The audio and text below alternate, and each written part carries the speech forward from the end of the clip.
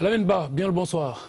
Merci, bonsoir. yaa fi teewal Parti démocratique sénégalais wala boog ñi nga xamante ne nii xëy na ñoom ñoo àndul woon ci parrainage bi tey on a fait un peu genre équilibrisme pour mbir yi sotti donc li ma lay njëkk a laaj mooy li nga xamante ne ñu ngi ko doon dénoncé boobu ba tey am na ñu ko fi argumenté juriste bi indi na si xam-xam ak yooloo si xam ci sans débat bi ñu fi dénoncé. Merci nga baal ma nuyu ñi ma fekk ci plateau bi nuyu sénégalais yi leen di déglu sans débat avec débat bon le juriste a parlé mais ñun dañu jàpp ne loolu question préalable la tudd. question préalable ci procédure la yoon moo nu ko may règlement intérieur Assemblée nationale bokkul avec le débat. Le débat c'est la confrontation des arguments malheureusement. amuñu occasion boobu lu ñu bëggoon la parce que ñun dañu nekk kujje gu nga xam ni dañu gëm ne le vrai combat démocratique c'est dans l'hémicycle opposer nos contre-arguments mais amuñu chance boobu ñëpp gis nañ ne il a fallu le désordre pour rétablir l'ordre parce que député yi dañu kaas lu ñu moom président xam ne il y va de la survie mu nangu lool donc ça c'est pas le débat. mais lan ngay wax nii opposition bi dañu bañ président bi xam ni il y va de la survie lan quoi exactement. dañu dem assemblée nationale. oui. yoon moom mooy kuje gi. en plénière ñu déposer lu ñuy wax question préalable. oui. question préalable boobu mën na ci jógee débat bi continuer comme mën na fa jógee ñu arrêté ko. oui. pour yeneen procédure. loolu lu ñu may la ñu jàpp ne question préalable yooyu soo déggee sax yi ci bari. Maître Madické Niang dafa évoquer la constitutionnalité de la loi parce que dañu jàpp ne constitution bi dafa am lu mu lal te loi bi ñu lal dafa koy laal. ala lan. mooy l'article 2 de la constitution. qui dit. yemuñu foofu maa ngi ñëw. mu am aussi l'article 103 de la constitution. wax ni la forme républicaine de l'État ni ñuy fale président de la République ak yeneen ak yeneen. bala ñu koy laal dafa am nu ñu koy laalee te mënatuñ ko sax daanaka parce que loolu moo taxoon ñu def réforme constitutionnelle. donc bu ñu évoquer question yooyu d'accord kujje am na pouvoir am na mais. war nañu bàyyi mode bi kenn laalu ko de. ci sa xalaat. ah bah non c'est les faits. bon nañu élémentaire mode bi lan la. waaw nañu élémentaire c'est le mandat la durée ak le nombre de mandats wala maa xamatul dara. mais la base du mandat c'est quoi avant ngay nekk ci mandat bi da ngay nekk candidat. oui mais voilà donc du mode bi condition yi la. non dama lay wax. c'est pas la même chose Lamine. le débat est posé. oui. c'est pas la même chose. am na ay procédures Assemblée nationale. Oui. Le président de l'Assemblée nationale bu ñu évoquer des questions. amul pour trancher dafa indiquer procédure yi accepter li loi nangu. oui. et d'ailleurs su fekkoon ñu nekkuñu ci dëgg du ko nangu du ko accepter. donc daf ko nangu parce que suñu dëgg la. oui. parce que suñu dëgg la. donc c'est ça le vrai débat mais le vrai débat pour man dañ ko war a wax dafa am tey ñaari Sénégal. oui. dafa am un premier Sénégal bu nga xam ne pour la conquête du pouvoir dafa am lu mu leen jaral di mettre ce pays dans une situation ingouvernable. Moi je fais pas partie de ceux qui ne dañu doon def le 23 juin parce que man je récuse le 23 juin et j'ai toujours récusé le 23 juin. vous récusez le 23 juin. oui. pourquoi parce que dañu nekk une démocratie am suñu constitution am suñu indépendance am suñu constitution.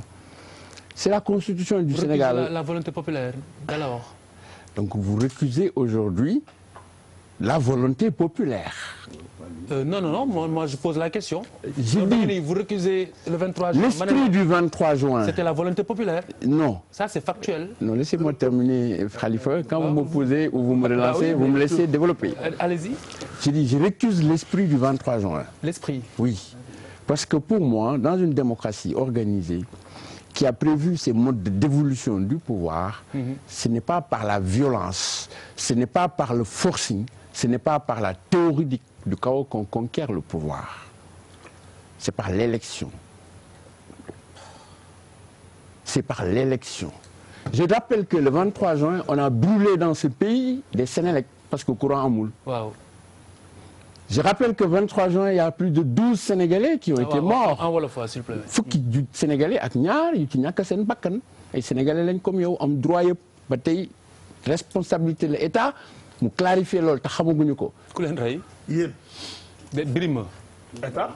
laisse-le faire laisse-le terminer. nga bàyyi ko rek man maa koy relancer pas toi. d'accord. oui àggalil. Je pense que c'est bien. Vous comprenez? Donc je pense que bu ñu buggee Sénégal ñun ñëpp ñu bugg Sénégal au-delà de yow man keneen. dafa am lu nga xam mooy fondement république. mooy fondement démocratie.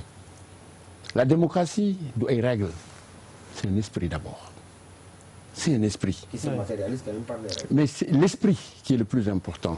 Parce que s'il n'y a pas d'esprit, les règles duñu ko mën respecter ou bien dinañ ci abuser.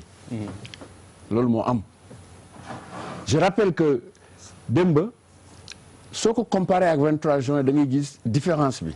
23 juin au moins celui qui était là avait dit j'autorise la manifestation.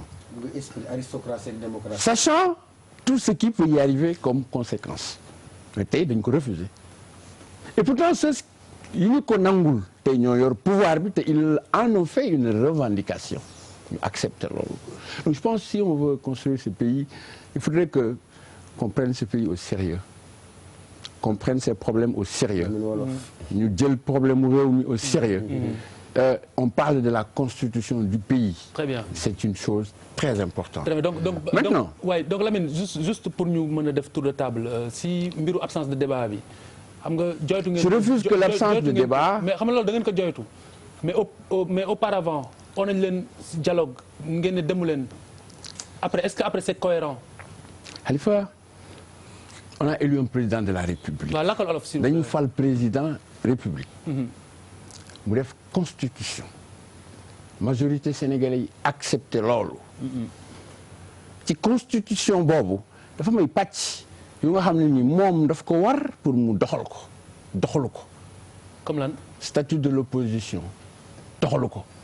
am na yeneen ñu nekk ci opposition constitution bi doxalu ko. mu ne parrainage. oui le parrainage existe au Sénégal depuis des années mais dafa am ñu mu concerné woon parce que dafa am rôle bu parti politique di jouer ci réew mi. te constitution moo ko may te loolu moo tax président ne dafa bëgg a moderniser les partis politiques. Oui. Donc il faut un débat. Un débat c'est pas une affaire de benn fan. Oui. de ñaari fan. mieux raison yi ñu joxe France am na ko non France dañuy parrainer par élu. mais bu ñu ko defoon fii kon doo leen gis. laissez-moi terminer. doo nekk candidat sax. Laissez-moi terminer. Khalifa. man maa ngi bokk PDS. depuis 74 damay dem élection. musuma am problème investiture. musuma am difficulté pour mën a bokk ci ay élections du point de vue de la représentativité. Donc sous un angle assez terre à terre, je peux ne pas me sentir concerné. Oui. Mais je suis sénégalais et démocrate. Vous comprenez? Donc je dis que ñoom waxtaan bu amoon. bu waxtaan amoon tey dinañ xam ne yéen uyu jiwul. je vous rappelle. oui. dañu fal président mu woote Sénégal ñëpp toog ñu dem wuyu. mu jël ay engagements devant la République. Oui. devant la nation. Qu'en est-il advenu? yan. très bien. La journée du dialogue. On est à 1 an et plus de la rencontre. Qu'en est-il? ñu dem élection législative. Vous êtes tous d'accord. On n'a jamais contesté des élections dans ce pays. amul de cette façon. Mais il y va de sa responsabilité moom mi ñu fal. bon mu def un vrai inventaire. bon. defuñu loolu. mu engagé ñu ci parrainage bi. dinañ ñu ci ñëw ñu waxtaan. parrainage bi je pense que suñu bëggee président Macky Sall dañ ko war a wax ne que il est en train moom de poser les bases même d'une contestation de l'élection Bon. en soi. comme Sénégal na mbuus te wóoru ko. après nañ ñëw si moralité yi. Merci. oui. Khalifa. soo dégloo monsieur Lamine ba day xam ni amuñu sa argument pour xeex parrainage bi. am na argument kay xanaa da nga si non ànd. amul argument dama la expliquer rek dama koy démontrer. xam moom ki ñu njëkkat moom bu taxee di Sénégalais taxaw ne di fustiger 23 juin te yenn parti politique. ça se voit comme ñoom arrogance bi ñu ne comme ni ñoom bu leen sax bàyyi dañuy gudd ci ñoom. 23 juin du parti politique du société civile réew mi jógoon. tigi kon ñu demoon jàpp ne ñu ngi regretté lañ defoon ba 23 juin am mais li mu la wax da lay woon carrément ni jàpp na ne moo nekk ci dëgg ba léegi kon kii yeewoogul ba léegi ñu nelaw beneen bi Khalifa nit buñ ko falee mu yor réew lu mu mën di def baax na wala ba rôle opposition mooy opposé au pouvoir bi. rôle pouvoir mooy exécuter li war doxal ci réew mi. bu la kaay ñu waxtaan ne veut pas dire kaay nga nangu li ma bëgg. kaay ñu waxtaan noo di kaay nga nangu li ma bëgg. mais Lamine wax leer na kaay ñu waxtaan une fois. deful li mu waxoon kaay ñu waxtaan deux fois sa xel du dal. kay. bah c'est ce qu'il a dit. ñaateel la Abdoulaye Wade waxtaan ak Abdou Diouf génn dem 3 mois 4 mois ñu tëj ko mu génn ak ñëw négocier pour l'intérêt de la nation sénégalaise. gis nga ko noonu la. ñaateel la Abdoulaye Wade. peut-être. dama ni Macky Sall n'a encore fermé si benn dama ni ñoom. oui ñaateel la Abdoulaye Wade négocier ak Abdou Diouf ba dugg sax si gouvernement.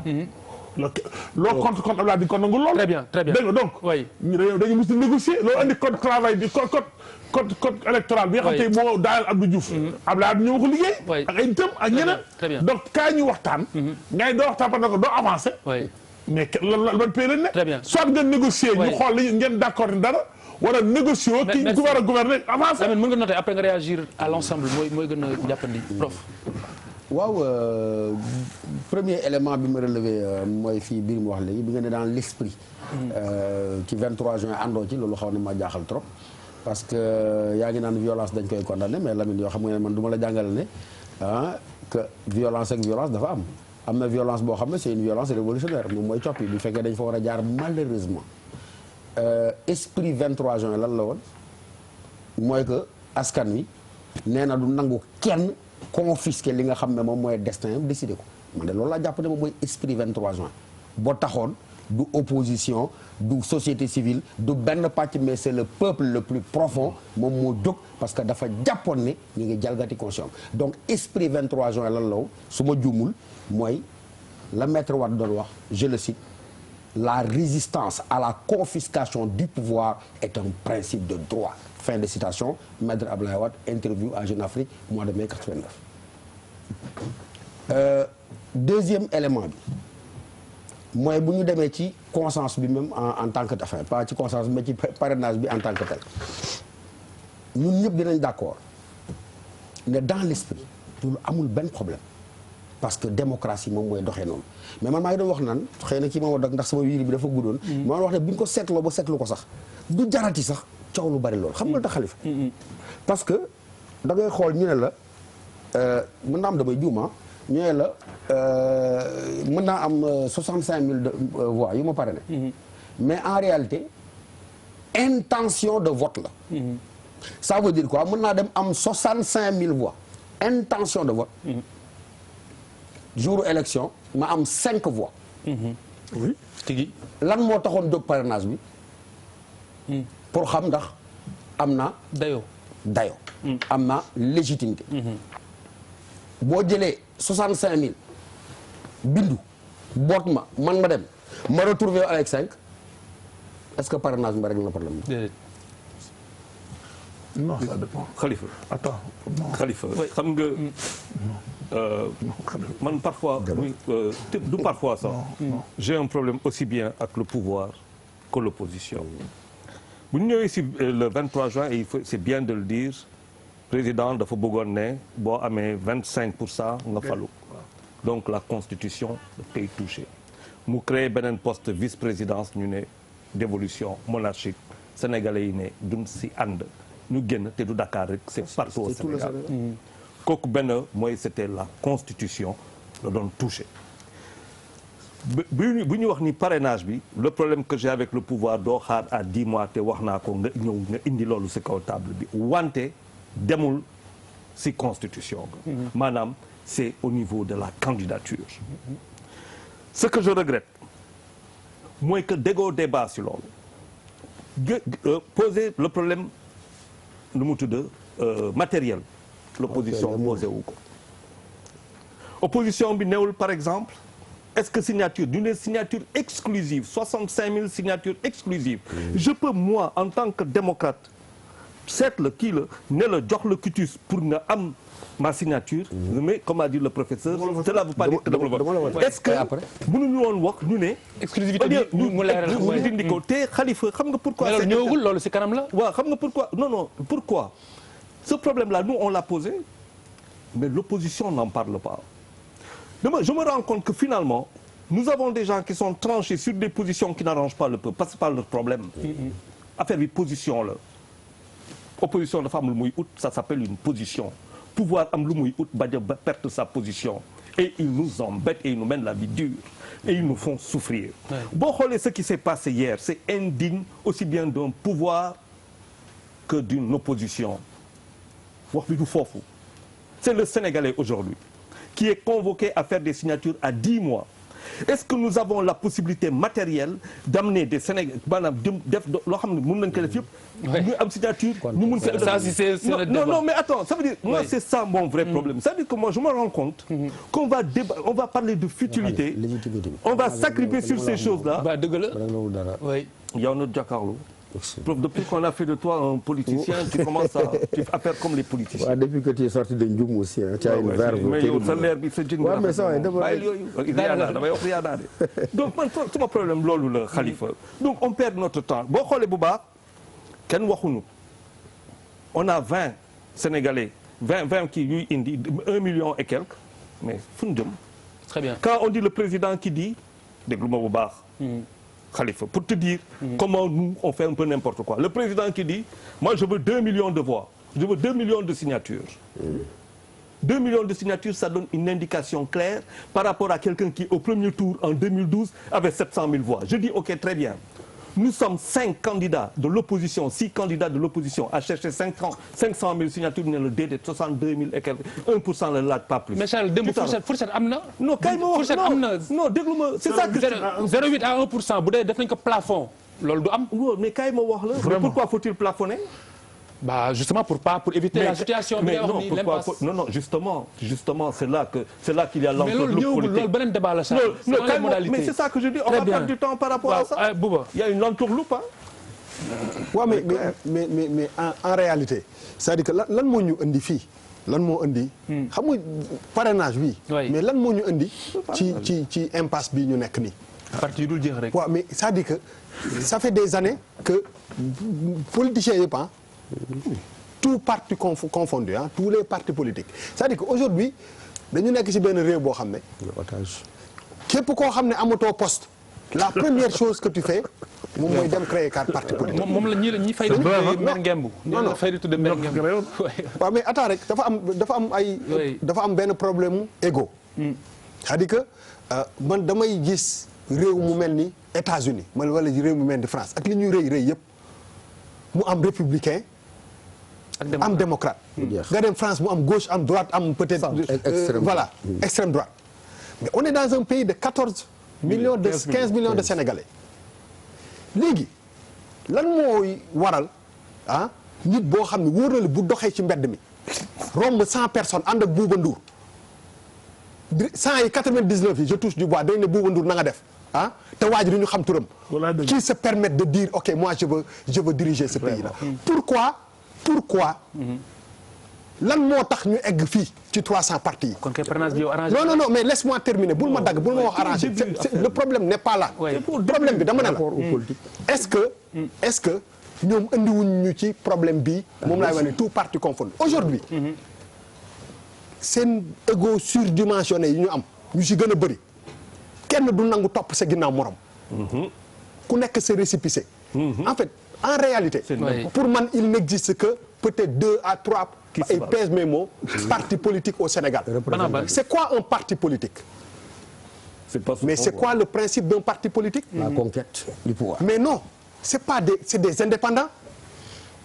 ñu ngi wax ay kii nu mu tudd ay candidats indépendants yi. mais tous ces supposés partis politiques c'est pas des partis politiques c'est un gars qui vient là qui dit fagaru xaw ma nan j'ai un parti politique yomb comme li Charles wax. waaw mais léegi non comme waaw non moom laa la wax dama ne la 3 personnes. dama ne la à la fin de la journée am na ku ma ko ne mooy tout le temps tu le dis at the end of the day. Voilà li ma bëgg a wax moom mooy lenn mooy que est-ce que sous-estimé wuñu un peu. c'est-à-dire que suñu xel yi ñun. aujourd'hui ban sénégalais li ko Charles di waxee ban sénégalais li ñu bëgg.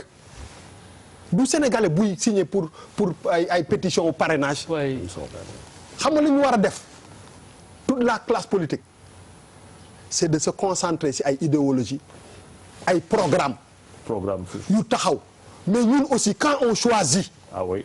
parce que su ma xoolee monsieur Ba mu toog fii mais fàtte xaju fi booy fal Charles booy wut liggéey da ngay indi CV. sa CV fan nga jaar lan nga def à la fin de la journée c'est le choix qui est important comment on doit choisir est-ce que ñoom ñi ñuy dimbale pour qu'on puisse am ay arguments de choix yu valable aujourd'hui tu ne peux pas dox benn dox il y a 6 ans nga ñëw tey sama kanam am plus de 50 ans nga ne ma changé nga lépp wala fàtteel li ma defoon maa ngi ñëwaat li si gën a bëri boo xoolee toutes les personnes qui se positionnent pour peut-être xaw ma dañuy gagné Macky Sall xaw Macky Sall lay gagné en tout cas tout ñiy aspirer ci pouvoir bi ñi si gën a bëri c'est presque comme ay doom yuy xëccoo héritage de l'ancien président Abdoulaye Wade. Abdoulaye Wade lu passé la yan na ko yàlla may wér mais jamono day dox dañuy avancer damay dégg ay leaders politiques ñu ngi commencé def ay combinaisons sur les fils supposés au sens large du terme. Mais laisse-moi terminer doo ma bàyyi ma wax dama ne la aujourd'hui dama ne le sénégalais en réalité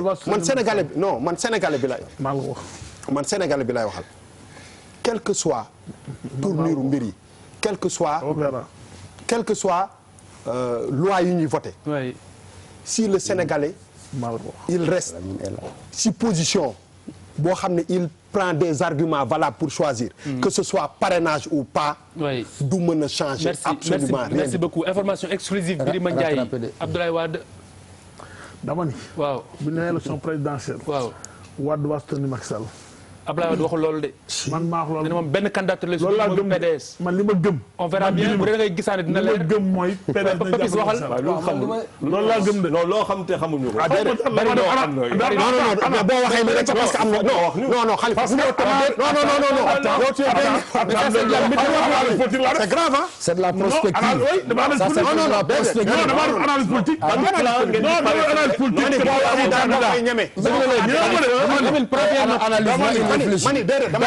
fait de la prospective. gëm naa ne nit ki daal boo demee ba toog ci télé bi di wax da ngay wax da non li ma xel la wax bàyyi matt di waaw ñeme na ko noonu bàyyi matt di bu saa sa wax xamoo bien renseigné li nga wax ni c'est pas gratuit am na foofu wekk boo waree wax benn wax Non, il a dit nee na li mu gëm. professeur xam nga kii fu muy waxee c'est sur le dos yàlla sans wax maa wax bu undu wax loolu bokkul yaa fi wax léegi bu maligancé wax li ma lay wax bul topp yow yaa ne Abdoulaye Wade Macky Sall lay soutenir ba pare ne xam naa bu baax li ma lay wax on verra bien loolu laa gëm loolu laa gëm Papis waxal man maa ko wax donc ah bon. loolu laa gëm on verra bien mais sur C'est ça, Charles noppil ba bàyyi débat bi dama loolu laa gëm non loolu nga gëm. Charles, c'est sa conviction. non mais xanaa yéen tam vous êtes dans le bain. xanaa mu doon conviction on verra bien Papis waxal mais yow yëg man loolu Charles. apparemment. Papis jëlal non il va réagir après C'est pas ce qui parle. vas-y Papis Écoute-moi, c'est important quand Ah même. non, ça c'est une bombe ça. C'est important, Que le ça, président Abdoulaye Wade et le président Macky Sall font un deal sur le dos des Sénégalais. ban deal la Charles, c'est lui qui a- non bu dee loolu moom deal la loolu deal la mais Sénégalais xamul ko. waaye deal dañ koy tere ce deal. Wade mën naa bañ am candidat ndax mën ngeen a bàyyi Papis mu wax Mais Birima n'est pas une institution quand Papis même. waxal candidat Wade éliminé il est bien introduit.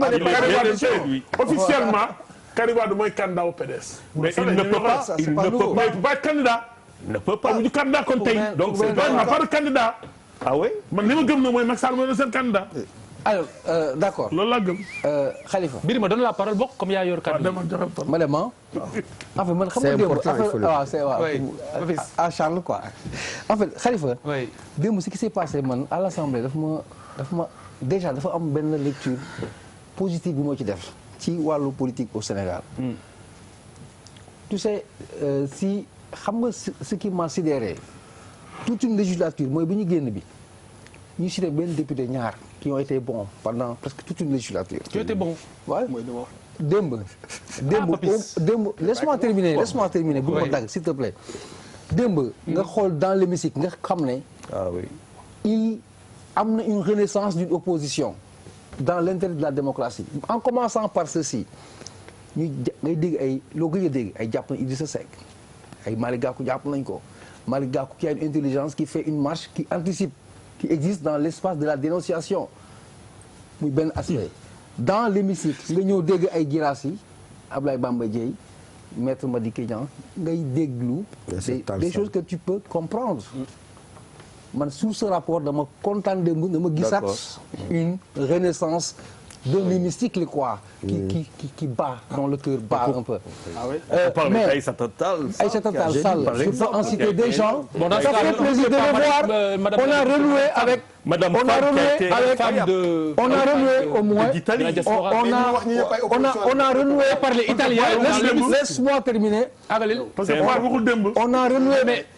On a renoué un peu avec l'éloquence parlementaire loo xam ne ça fait vivre un peu nga xam ne amaat na opposition nostalgique way waaw c'est important dañu war a évoluer mais là où je suis un peu sceptique de façon générale encore une fois il faut que ñun Sénégalais autant qu'on puisse se prévaloir d'une avancée démocratique c'est vrai mais il faut qu'on la modernise un peu tu sais pourquoi su ma ñëwee ñu on s'arc-boute sur ay benn thématique ay dialogue seen mots yu métti yi ngeen di wax Sénégal yi dañu ko dégg ay sarc-boute ay. mais sarc-boute yow ñëpp dégg nañ mooy waaw mooy si jërëjëf mooy si mais c'est vrai arrêtez de parler français benn thématique voilà chaque fois nga di c'est devenu une chanson un slogan xamatoo na koy mooy dialogue xam nga man la moo tax mu jaaxal ma pourquoi on doit parce que booy jël référence da ngay jël si les références nga xam ne mondialement ñoom ñoo am standard bi par exemple boo demee si grande démocratie yi doo dégg souvent ay dialogue politique xam nga looy dégg ay dialogue syndical entre l'État et les travailleurs naka la ñu amee yow les conditions des travailleurs loolu mooy le quotidien des gens mais fii non attends xam nga principe xool en France quand tu parles de la cohabitation parce que principe politique mooy rapport de force opposant pouvoir maintenant xam nga fan la ay dialogue di am dans des moments extrêmement singuliers par exemple lu ñëw dans une institution dans benn assemblée par exemple ñu ne dañu war a guerre ak waa X ñu ne waa dëkk bi ñun faruñu kaare waaye sëñ bi Khalifa te ñoo yokk budget bi pour suñu militaire mu ñu défendre ñu ne waaw d'accord wala am na problème de santé ñu ne waaye sëñ bi te ñoo bàyyi budget bi gars yi piqûre bi manqué na Khalifa ñu ne ok yooyu mooy dialogue mais sur le partage du pouvoir ay non sur l'organisation du c'est ça ton pays il faut qu'on dépasse non moi j'invite parce que foofu la ñuy non yow on n'a pas compris alors waa grave si on t'a compris tu m'as compris dialogue dafa am espace exclusif bu ñu ko war a réserver ak loo xamante ne sur des questions soit tu t'engages tu es politique c'est la conquête rapport de force là waa ji il a comme par exemple quand tu prends l'exemple de la majorité bi tu penses que yow quand Macky Sall dina ñëw jekku pour dans la légalité nekk fa di bàyyi lu amul sens ça n'a pas de sens alors dama lay bàyyi l'histoire c'est pas ça c'est qu'il faut que les gens fassent le dialogue sur des questions les enjeux nationaux loo xam ne c'est la sécurité la santé les territoires l'indépendance foofu on doit faire le dialogue mais dans la politique de tous les jours chacun doit être dans son camp. Lamine on va laisser Lamine mu réagir à tout ça balaa ñuy dugg si beneen dernier point bi mais Birima après di nga ñu wax Papis bi mu nekk marocain il faut que di nga nekk marocain Birima je suis sénégalais apparemment moom c'est le seul sénégalais nga réagir par rapport ak interpellation yi. Oui, c'est beaucoup de choses ñu ramasser. La première chose bokku ci parrainage bi bokku ci constitution bi mais lu ko tax a jóg constitution bi la. Pardon. parrainage bi. waaw ñun dañu ne ci mode d'élection bi la bokk loolu la ñu wax. parrainage bokkul si mode d'élection de. maa ngi ñëw après dama la déglu ñëpp. dama bëgg ñu déglu aussi. dama bëgg ñëpp ñu déglu bokkul si mode d'élection bi. mais déglu leen ko quand même. doo nga bàyyi na wax il m'a dit. bokk dafa bëri façon. baa ko maagali. bokk dafa bëri façon. on va être très terre à terre. am na ñu fi nekk c'est des journalistes payés permanents. am na ñu fi nekk c'est des consultants. te ci ñu bokk. bokk dafa bëri façon. vous comprenez donc bu ñu duggagum foofu donc pour régler première question. loolu juriste yi ak institution judiciaire yi ko war a càggat dinañ ko xool. bu ñu fa yeggee pour wax la loi bi bien que président dina ko promulguer mais bu ko promulguer ñun am nañu possibilité attaquer loi bi vérifier sa constitutionnalité. vous comprenez donc loolu beneen débat la. est-ce que vous allez le faire. bu ñu ci yeggee. dinañu def li ñu war a def. nous sommes des partis très responsables. Très bien. La deuxième chose mooy loi bi en tant que telle. ñu waxtaan ci li ko indi. président Macky Sall nee na dëgg la dafa ragal élection présidentielle candidature yi bari ñu war ko verrouiller li du lu bees pour tenter ko parrainage moo kale woon borom kër gi. ci jamono. am na 65 millions yi ñuy laaj. am na sénégalais yu bari yu muy kale. c'est un acquis démocratique. ñëpp bokk ñu yéen avant mu nekk 65 millions. c'était un montant plus bas. 15 millions dafa naa wala. mais dañu jàpp ne comme ça facilite tout le monde. nañu ko yokk. dina nekk barrage. ñu dem ba jamono Sénégal démocratie dox ñu jàpp ne candidat indépendant. war na mën a bokk ci laaj réew mi. ñu nangul ko ba tey président Macky Sall ñëw. d'accord sax ne candidat indépendant yi war nañu bokk ci yeneen élections yi. c'est l'aspiration démocratique c'est bien maintenant objet bi la ñu d'accordul parce que soo xoolee ci xam-xam 1960 bi ñu amee suñu indépendance ba léegi amaguñu élection présidentielle bu ëpp fukki candidat ak juróom. amagul. ñaar ñu jàpp ne su dee bëgg a yaxanal alalu réew mi. mais depuis 2012 on n'était pas loin. 14 dama ni la amagul élection bu ëpp 15 candidats. historiquement amul. Très bien. on est d'accord. Oui. ñu jàpp ne bu dee bëgg yaxanal alalu dëkk bi rationaliser assurer lépp. nekkul kese da ngay ñëw indi système parrainage bi. non pas forcément. la pensée unique dafa jeex. démocratie du loolu parce que aspiration démocratique moo ñu indi ci niveau bi ñu toll. donc ñu jàpp lool bu ñu toogee ñun ñu gisee am démocratie jàpp ne Sénégal suñu ambition nii la ku nekk mën a toog fii nga wax ko nangul ne y a d'autres Sénégalais parce que nous sommes 14 millions. 15 millions. yi nga xam ne chacun de nous est détenteur de droits et libertés. Absolument. Peut aussi porter un projet pour son pays. Absolument. Donc il faudrait que ñu jàpp lool maintenant loi bi ñu ne dañu bëgg a wàññi candidat yi. Oui. donc problème mu candidat nombre bi posé gul en quelque sorte parce que am na moyens yu bari yu ko mën a remédier le bulletin unique. président Macky Sall daf ko défendre woon. xam nga soo gisee ma ni la je récuse l'esprit du 23 juin. ah voilà pourquoi. il est où l'esprit? C'était pas touche pas à ma constitution à un an de l'élection.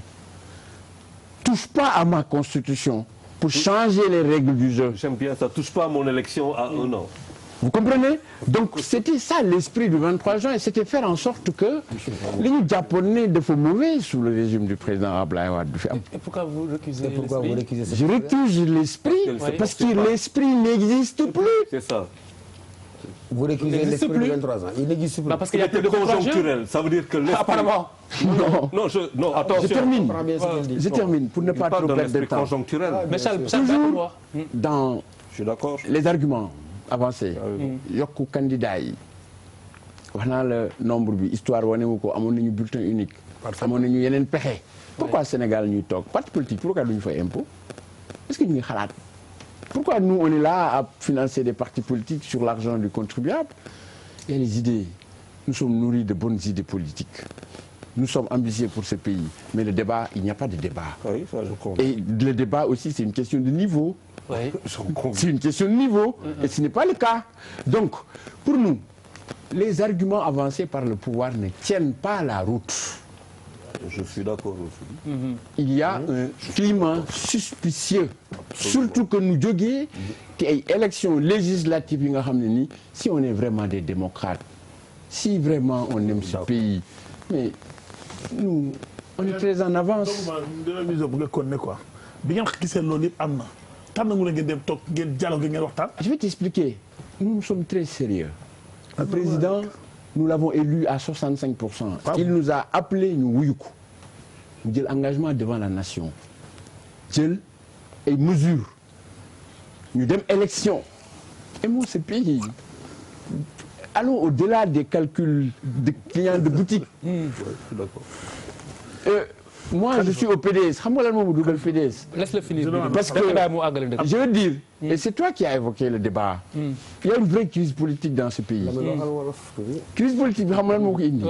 dañu nekk ci crise politique bu nga xam ne dañuy dugg ci politique sans motivation réelle.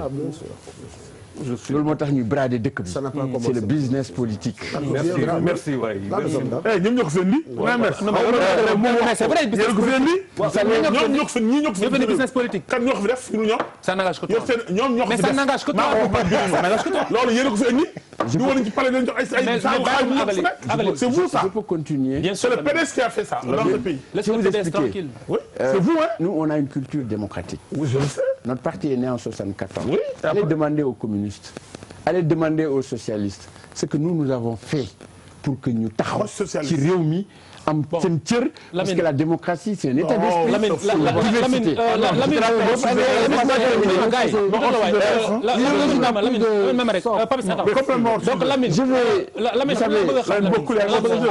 alors que maintenant lii bi jàll na loi bi jàll na mu war a des moralité yi waxtaanee ko pour xool nu ñu koy dugal ci code bi. Quelle bonne question. loolu noonu est-ce que pare ngeen pour dem dialoguer ko ak yenn anam ngeen koy gisee. Qualifions la loi. La loi, elle peut être applicable comme elle peut ne pas être applicable. Sénégal ñaata la loi la ñu voté te mënuñu ko appliquer. en pagaille. On ne veut pas aujourd'hui mobiliser autant d'efforts. waaw. secouer le pays à ce point. c'est que ba tey tontoo ma te yaa ngi laajte tubaab rek. mënoo ko loi bi applicabilité loi bi. mooy kii wax na professeur. ñu dañu ne tey. critère de représentativité c'est les signatures. mooy représenté. mais nekkul vote parce que su nekkee vote day nekk vote avant le scrutin. on est d'accord. d'accord donc dañu ramener aujourd'hui loolu. nga yaakaar ni mënul am beneen pexe. que cette façon de vouloir le faire. comme bay woy na mbuus léegi loolu noonu. est-ce que yéen pare ngeen pour dem waxtaan si moralité yooyu am nañu koy defee. xam nga Babacar Ba wax na lu am solo. waaw ñu dégluwante. daf ne dañu ñëw seet ci kuje gi. kuje gi ne pare nañu waxtaan. à condition que le président teg loi bi. d'accord kilifa diine yëpp parce que bu ñu toogee di wax politique Sénégal moomu ko nun kese. la religion est une institution. dafa may tarixé. tey jàngale mi mu ngi gàllankoor président këru diine yi ci la ñu yaakaaroon ne dinañu régler problème mu njàng mi. Lamine yaa ngi wiiri wiiri. laisse-moi terminer. ñooñu taxaw ne nañu bàyyi. déggul. loolu beneen wax am ay sénégalais ay partis politiques. écoute Khalifa. faut pas ñu jàpp ne. plus de 25 partis politiques. anciens ñi yoroon réew mi pendant 12 ans nekk ci. ancien premier ministre nekk ci. ay anciens kilifa nekk ci. vous savez. Il ne faut pas qu'on banalise la contradiction dans ce pays. Très bien. Même pour daaneel foofu laisse-moi terminer. Pour daaneel foofu. dama lay wax leen ne la xam-xam. personne n'a le monopole. Très bien. et ci loolu. dafa am ay faits yu am ci réew mi. 45 professeurs d'université bu ñu waxee ça n'a aucun impact. ça n'a aucune importance. c'est que Lamine yaa ngi wiiri rek. vous comprenez. Lamine xool dama ni la xool ma techniquement parlant. il y a 3 mains là il y a 3 mains qui se lèvent. il faut que léegi je vois pas la raison. léegi même je vois pas la raison. Lamine parce que li nga wax dafa intéressant. oui loolu il y a matière. j'ai une question ce sera la dernière. oui mais prof waxal. après waaw dafa am après yow après. lu mu wax sànq. par rapport ak rôle bi nga xam ne moom la PDS joué dans l'histoire politique de ce pays là. nga def allusion aux communistes mais boo defee la lecture inverse man dama la naan. les partis d'essence communistes à l'époque AJ MRDN bi devenir Andi Jëf nga jël PIT nga jël LDMPT nañu gunge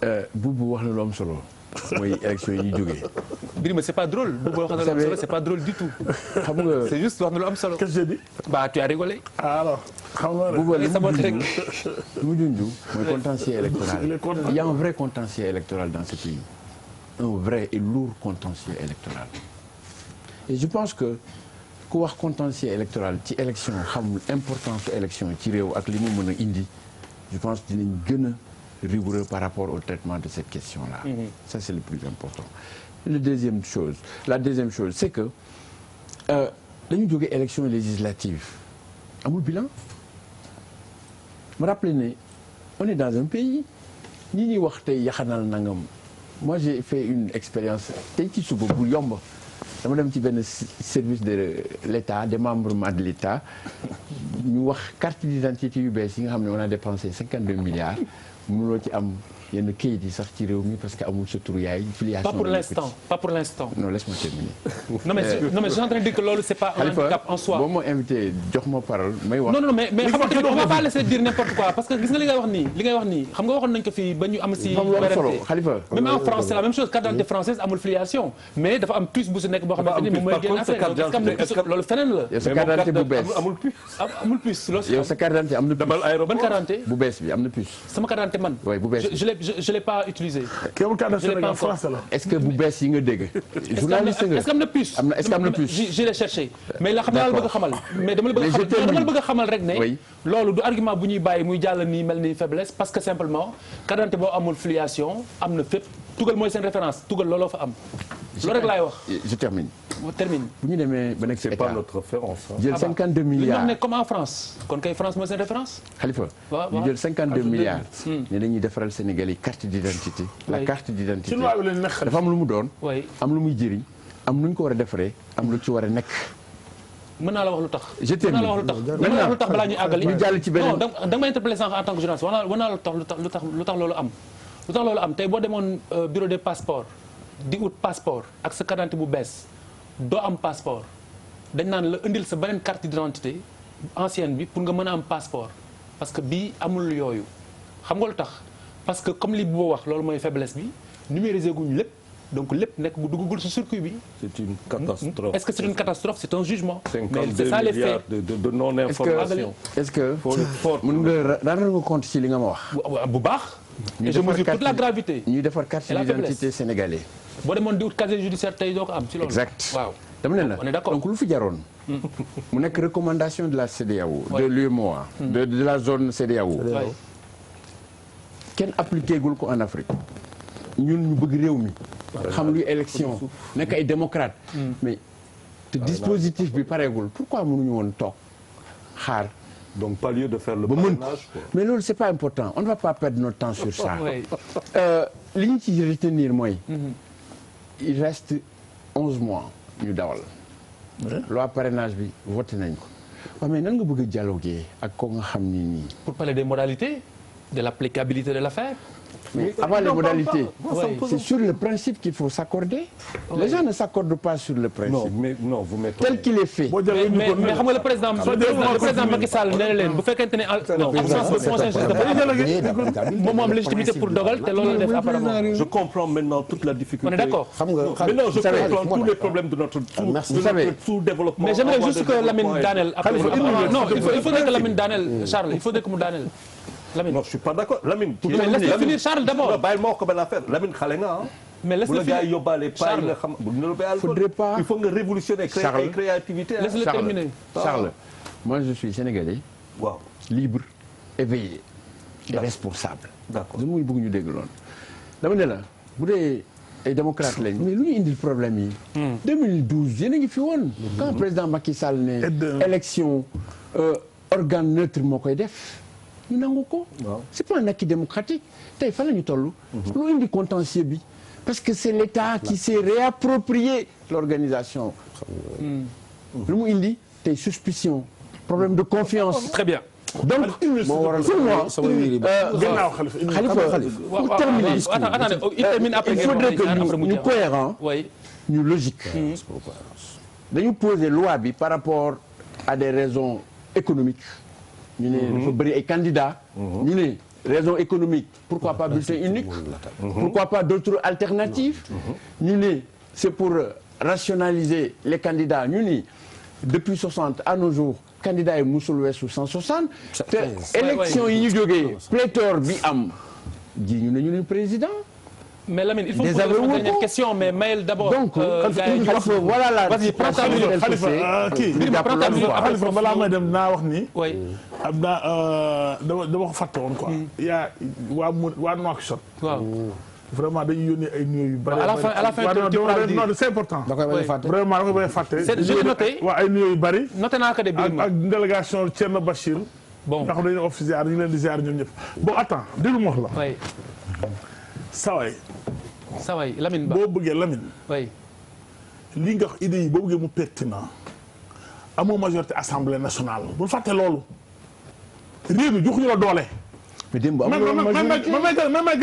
ma meggale amoo doole mënu décider dara assemblée ay parti politique nga yor ñu jox la occasion nga ne kaay ñu waxtaan pour mbay koy fa xam ne maa la ëpp doole bu fekkee li ma neex moo fay am wala maa la ëpp doole foofu ñu waxtaan bu jubóo ci kaddu pour bu ndee foofu nga gis sama ma gis sama bu yóbbu ko fa ngay doo waxtaan ak yow ki réew mépp wóolu fal ko mu jiite réew mi nga ne yow président doyu leen ministre de l'intérieur doyu leen justice bi doyu leen conseil constitutionnel doyu leen kon ku leen doy il faut am ku leen doy ci réew mi. je peux vous répondre non mais ay Sénégalais ngeen seen Sénégal buñ ne conseil constitutionnel nga doyu leen. Birima doy na bàyyi ko tontu ku waxoon doyoo mais état il faut ngeen nangoo dialoguer bu ngeen nangul dialoguer. li la indi mooy yi état dañuy continuer jël décision yëpp assemblée nationale voté ko. Lamine tontu il faut dialoguer. il faut discuter il faut placer sa virgule Lamine tontu. réew mi ñoo ko il faut ñu waxtaanee. mais Birima bàyyil Lamine mu wax. peut-être qu'il défend des positions. en fait dictateur yi mooy lan. bàyyi ko wax soit démocrate aussi. Birima démocratie. dafa la war ma. ñu sàmm ko. tigi waxtaanee. est-ce que d'accord dañ ci waxtaanee. d'accord dama ne woote bañ amul. ah si. xam ban woote moo am. kaay sama loi day jàll. non. je suis désolé. mais loolu préjugé loolu ça c'est un préjugé. ça n'a pas de sens c'est désolé. damay fàttali benn affaire préjugé défavorable. Khalifa faut pas qu'on ait une courte mémoire. Sénégal kañ la ñu déggoo ci élection consensus Kéba Mbaye 92. code électoral. depuis lors amul benn événement électoral bu mag bu am Sénégal. très bien te processus bi. ni l'opposition ni le pouvoir ni les partenaires au développement ni la société civile tooguñu waxtaan ci d'accord ci ay règles du jeu. très bien donc su fekkee dañu bëgg Sénégal. Sénégal ñor ñu. nañu fexe ba asseoir une démocratie bu solide. très bien bu nga xam ne c'est pas des positions personnes. très bien mooy prévaloir. merci Lamine alors prof vas-y pose ton problème. waaw rapidement je n'ai qu'un problème c'est-à-dire boo xoolee selon qu'on est en train d'exercer le pouvoir selon qu'on n'est pas en train de l'exercer dafay mel ni bu may xoolaat de manière objective les règles du change la démocratie elle devient nouvelle la démocratie elle change de nature. Vraiment. Elle change de contenu elle change de marche toute la classe politique moo xoolee parce que ñi fi nekk nii yëpp on n'est pas très vieux mais boo seetloo le discours il est orienté en fonction de la position par rapport la direction du vent. toute la professeur c'est comme si je peux dire que non je l'argumente la même théorie des professeurs est transposable non d'accord uma loolu réew mi mais duma la may la même théorie loolu d'accord uma ko non boo mayee ma jox la argument bi faut pas dire ça 30 secondes je l'assume non mais oui mais faut pas le dire quand j'observe Lamine non déglu ma Lamine tout le monde n'est pas pareil waaw déglu ma rek déglu ma Lamine xam nga lu ma la wax su ma ubbee sama bët xool tous les acteurs politiques de ce pays bu ma leen seetloo j'ai l'impression que c'est la position par rapport au pouvoir qui commande la conception que j'ai de la démocratie. C'est votre opinion. Parfaitement. C'est votre concédez-la moi. C'est votre opinion. Concédez-la moi. Parce que tous ces grands principes, démocratie les gens qui deviennent spontanément. On te le concède. waaw Khalifa. te je pense qu'il y a beaucoup qui partagent quand même cette opinion. waaw Khalifa. da nga bëgg xam la danse des politiques c'est quoi. waaw tous ont été. ñoom ñëpp ba mu jeex tàkk. Khalifa comment on va à l'Assemblée nationale le principe du vote. Tu penses pas que war nañ ko dépasser. loolu daaw ba yaa ngi koy wax. waruñu ko dépasser. ah comment se fait-il que il le faudrait en discuter. Oui. Que le raw gadu ñoom ñëpp ku si nekk ñoom ñëpp le raw gadu Birima toujours mu kaas d'accord ma ci. kenn attends si ñoom kenn musu ko ni ñuy defee assemblée man d'accord ma ci. Bale Madior Diouf mooy li prof wax rek. vraiment d'accord ñu dem si yenn nag yeneen Khalifa c'est pour se dire que les politiciens yi ñuy gis tey fii ni ñuy fal député Sénégal position moo leen intéressé boobu moom problème mu démocratie ce n'est pas le problème place ta virgule boobu. moo tax damay wax que ni sédd ëllëg dafa baax gis nga Khalifa moo tax quand quelqu'un comme Birima la ma taxe de libéral non d'opposant à la limite dama koy reetaan parce que lu tax ma koy reetaan moom mooy man dama bëgg acte bu nit di posé tey nga mun ko défendre boo géggee pouvoir bi bëgg ko jëlaat xam nga moom laa lay wax ni il y a des man duma nit mën na jéggal mais waroo fàtte fàtte devoir de mémoire booba xam nga Khalifa tu ne peux pas ubbi sama bopp bi génn ci li xewoon depuis 2012 ak léegi nga teggi ko fële li nga aujourd'hui foofu laay convoqué waat encore une fois le Sénégalais quand tu choisis il est absent choisis pour tey choisis pour demain mais choisis par rapport ak démb gis nga Khalifa Khalifa xam nga loolu mooy moo ne lan c'est-à-dire que moi je rêve de quelqu'un boo xam ne tu me dis que en 2012 j'avais posé cet acte j'avais pas voulu un troisième mandat parce que man Sénégal ku ma gis non moi quand je vois quelqu'un en 2012 porter un truc boo xam ne j'ai risqué peut-être ma vie pour mu bañ a jàll wala kenn risqué na vie am te mu wóor ma du dëgg du yoon tu ne peux pas revenir 5 ans ou 6 ans ou 7 ans après pour me changer de discours moom laa lay wax ne moo tax le choix référendum ak parrainage ak loolu yëpp le choix est important et les critères de choix sont li ma ko ci yokkal Bokar li ngay wax noonu c'est un programme tellement ambitieux parce que li ngay wax noonu choix boobu c'est vrai c'est essentiel waaye les Sénégalais ils se non nos politiciens ne sont pas ambitieux non pour le pays mais waaw dama ko def loolu dafa gàttal yi mooy li mu laaj li mu wax mooy beneen yar beneen gis-gis ci politique beneen façon de penser moom mooy jur lii nga xam ne moom ngay wax Bale Madior Diouf ba la ma la wax il faut raser cette classe politique là repartir sur d'autres bases mais tant que yaa ko wax Boubacar tant que politique c'est un moyen de survie tant que politique métier la comment veux-tu que le Sénégal di choisir en fonction d'un idéal Lamine ma dernière préoccupation balaa ñuy tàggoo mooy référendum bi passé normalement réglé na problème mu nombre partis politiques yi ak anam yi nga xamante ne noonu lañ ko mën a ragale ci ay jongante comment mooy disposition bi nga xamante ne nii moom moo ñëw ci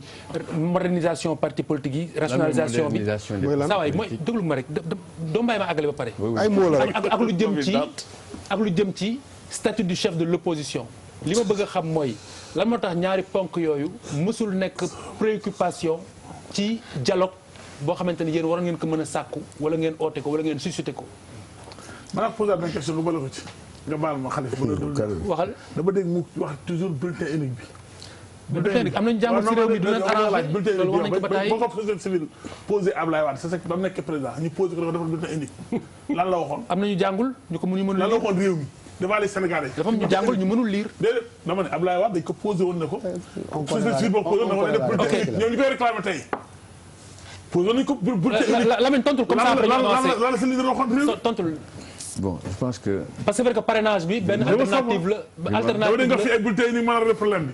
te yéen lañ ko njëkkoon a posé. société civile moo ko posé Ablaye Wade nañ ko def. est-ce que parti politique yi ni ñuy doxee ci réew mi parti politique ni ñuy doxee ci réew mi ñëpp xam nañ ni parti ni ñuy doxee ci réew mi bu ministère de l'intérieur jógoon xool parti politique ni ñuy doxee. oui waay la casse.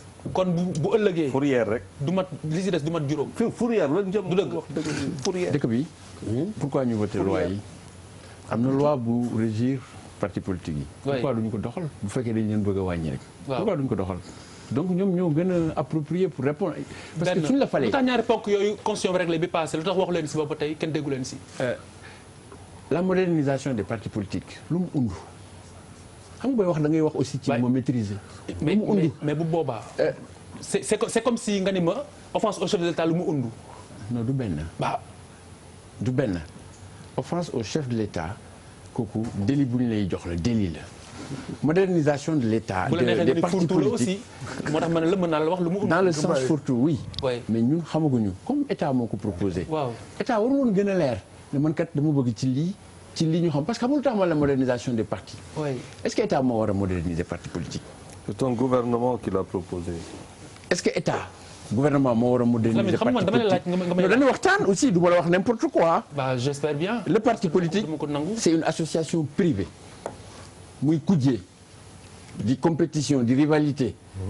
d'accord je pense que parti politique moo war a def lu ko may doole lu ko may visibilité lu ko may représentativité lu ko may vie. bu fekkee parti bi dafa toog nekk parti démodé parti bu ñu dépassé mais nit ñi dañuy dem parce que les gens avancent évoluent. très bien. donc suñu demee ci vrai débat de fond. mën nañu poser problème bi noonu. moo tax ma ni la est-ce que pare ngeen pour dem ci débat bi pour modalité applicabilité loi bi. vous savez parrainage bi. vous savez ñii du doxal Sénégal. cette façon même bu ñu bugg a barricader mooy réew mi c'est pas parce que. alors je reformule est-ce que vous êtes prêt à en parler. à discuter def ko dialogue discuter ci. mais nous on ne va pas suivre le président de la République. bu ko neexee tey mu nekk acteur politique di préserver ay intérêts partem. non non. non d'accord la question elle est claire. parrainage bi voté nañu ko projet bi jàllale na. mu war a des modalité bi ana mi ñu koy dugalee ci code bi. est-ce que pare ngeen pour waxtaanee ko. pareegul parce que président promulgué gu ko. non mais sur le principe on espère bien que dina ko promulguer. bon on peut aussi attendre qu'il ne le promulgue pas parce que sëriñu réew mi société civile ñaan nañu ko ci réew mi lañu bokk. alors gis-gis alors.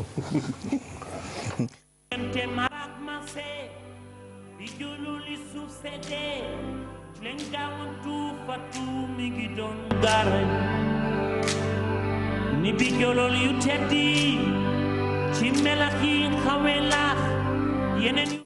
alors Seydina Issa Thiaw Laye coordinateur appel bi mu ne dans 10 ans mu ne fii ak fukki at bu ñu moytuwul xale yi ci mbedd mi danañ dugal ci réew mi dinañ dugal réew mi ci guute goo xam ni kenn du xam foo koy waxee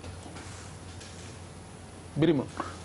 ñoom rek ñoo ci mën a wax mu dañ def ni nii man jàpp naa ne kilifa diine xalifa généraux yi buñ ci waxoon suba mu dañ. oui man dégg naa Serigne Cheikh di si wax en 1974 j'étais pas né. waaw dama tey sottiwul. li may wax bañ ko fi bëggee dindi antulo na kaw. alors Abdoulaye jéem na ko fi arrière Macky Sall jéem na ko dafa arrière. Papis. c'est la vérité. déjà xale place am du sax mbedd donc c'est tellement pertinent. sang bi bu waxee moom li mu wax rek loolu lay nekk. te it mu doon loo yàgg a wax aussi que voilà donc. nañ ko bañ a politiquer rek nañ bañ a politiquer xale yi wax na dëgg buñ ci jógee dem ba jeex. war nañ mën a am kii buñ bañee yem ci ay déclamation d'intention. ay journée on va ramasser après mu yem foofu. du am benn njëriñ un spectacle. mais buñ ko toppul mooy que respecté wu ñu ko sang bi. alors Lamine. pour moi c'est une alerte. bis topp ñëw si bis topp on reste à Diamalaye. alors sàcc gi ñuy sàcc xale yi du lu bees du loolu mooy wax ji tigi mooy xale ñuy bàyyi si mbedd yi. moom la wax léegi man place xale du mbedd. non c'est que on fausse beaucoup les débats au Sénégal en fait. Et lui il dit que le débat c'est pas ça. il a raison. waaw on dit quelque chose. xam nga keroog bi commandant bi fii. waaw dama ne la on vole nos enfants. mais les enfants qui sont dans la rue là on les tue. dañ leen di violé yow da nga ne woon sax dañ dee di dox. non moom laa c'est-à-dire que xamul ma jaaxal. oui doomu Bouba Ndour. bu ko nit jëlee ñu ne sàcc nañ xale yi doomu Samba Ndiaye bu jógee fële amul papa amul yaay nekk si mbedd mi kooku rey nañ ko ba pare. te kenn du ci wax. donc xale yi amul différence. je te vole ton mot tigi. tigi kay. Charles il bouleverse nos consciences appelle à la conscience devoir de conscience. place xale du mbedd comme. Birima.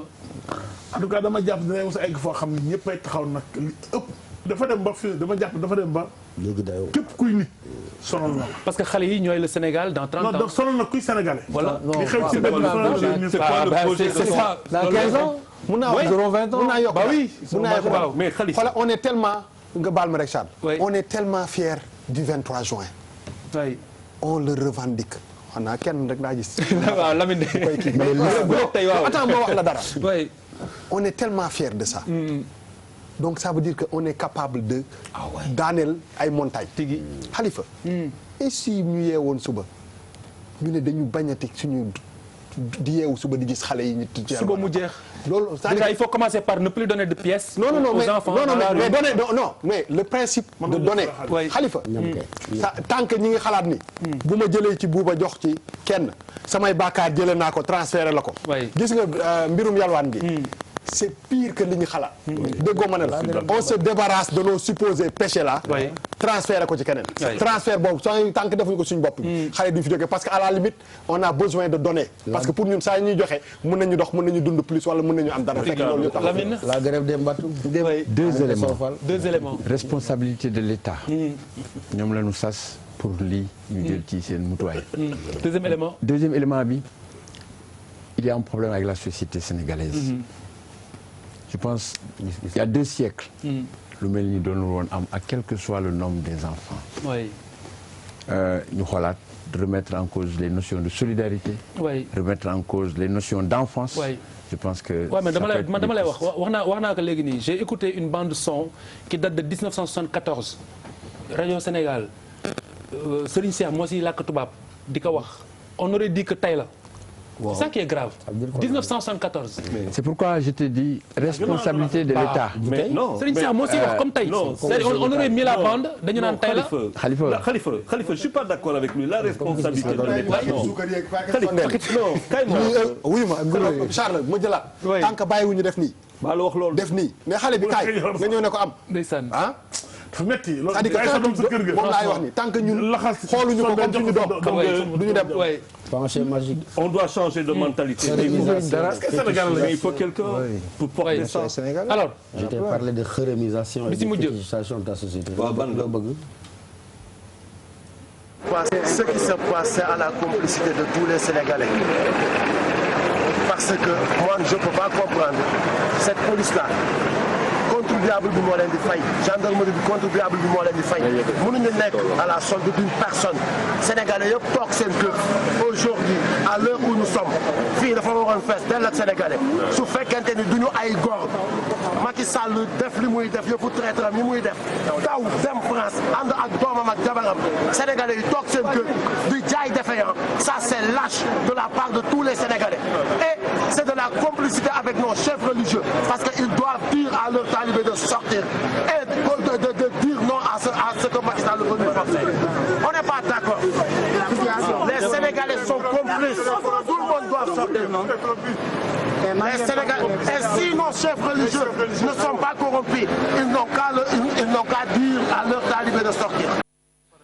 Alors, kilifa de Y'en a marre au micro leeral de Thierno Malick Ndiaye que nous remercions au passage. Charles. Il ne faut pas parler sous le coup de la colère. Pas de commentaire. Pas de commentaire. Professeur. Bon, je crois qu'il a parlé sous le coup de l'émotion. La langue a fourché. Bouba. wax jafe. La colère. La colère. Birima.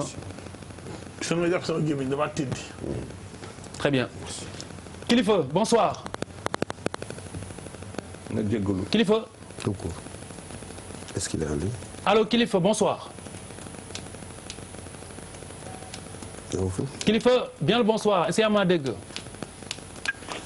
Oui. Kilifa, bonsoir. Alors, dégg nañ kàddu yi. Bonsoir alors Khalifa. ñu ngi lay gërëm di la sant donc kàddu yi dégg nañu ko commentaire nañ ko yow loo si xam da nga koy rëcc wala ba tey yaa ngi koy maintenir. allo. Oui, allo. maa lay déglu. waaw asalaamaaleykum maa ngi nuyu Sénégalais yëpp.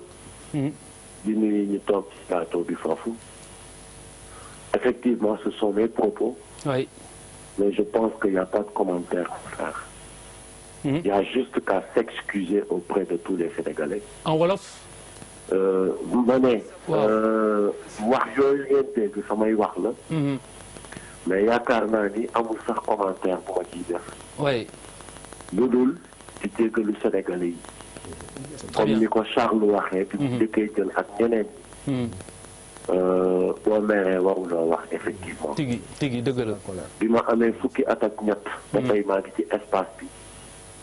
je me suis toujours battu pour mon peuple. j'ai toujours pris le micro dama mos a jël micro di wax. muy tane des fois muy xaw a baax des fois muy baax. tey su ma juumee man nit boobu la.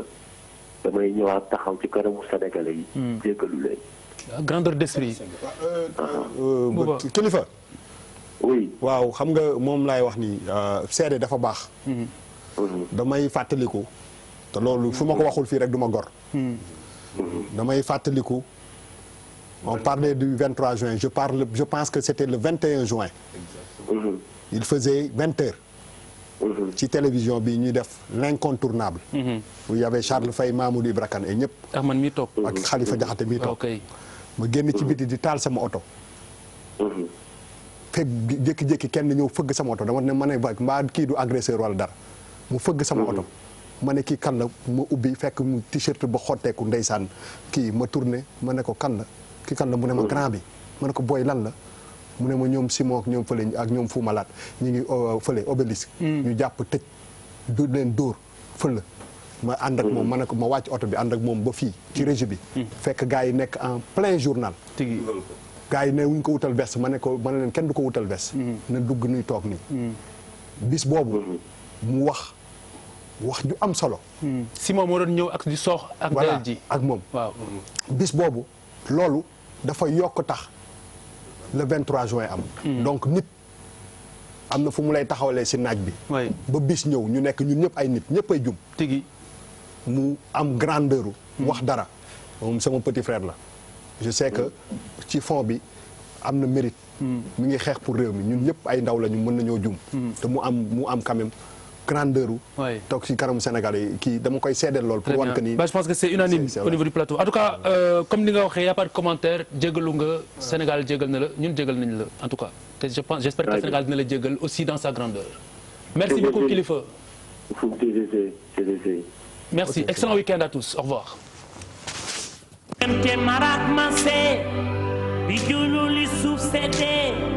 leen gaawantu fatu mi ngi doon ci diggante marak ma